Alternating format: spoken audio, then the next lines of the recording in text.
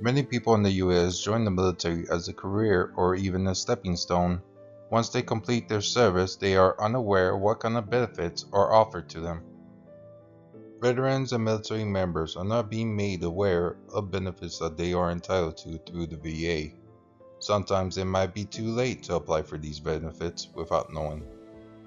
There are so many benefits provided through the VA, but many people don't know how to apply or what criteria they must meet in order to receive these benefits. When trying to get a consensus from veterans about the VA, we noticed that many of them weren't aware they could receive benefits.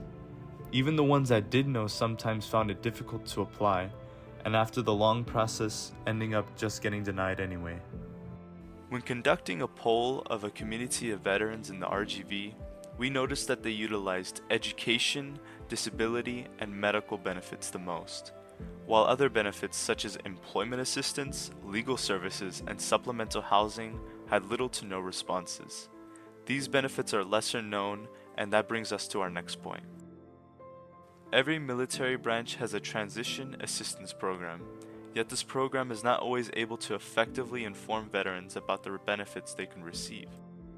As you can see, out of the 9 parts shown, VA benefits only shares a small portion, crunched between other processes that are happening during the transition out of the military.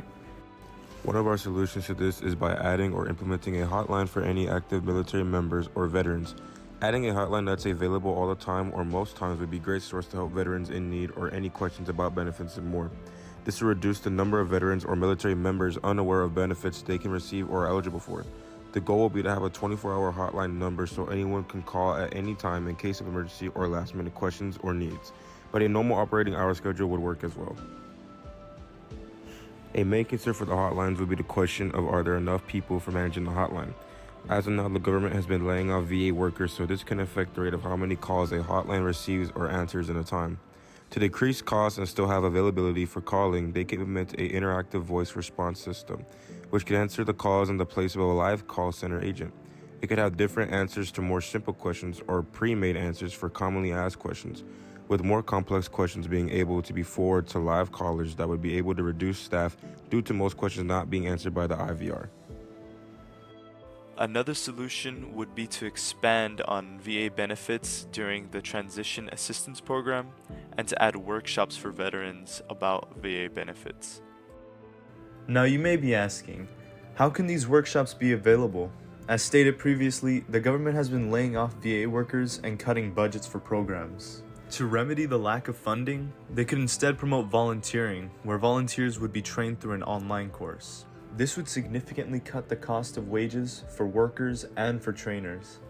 If there was still money remaining, then it could go to advertising, which is significantly cheaper than the alternative.